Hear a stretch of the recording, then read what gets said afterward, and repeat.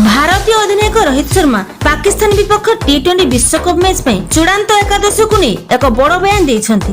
Tournament आरंभ पूर्व रोहित शर्मा कहते जे पाकिस्तान विपक्ष मैच से चूड़ांत एकादश स्थिर करिसेंती। केवल एतिक नुहे मैच रे खेलिबाकू जाउतुआ समस्त 11 खिलाड़ी को ए विषय सूचना दिया जाइछि।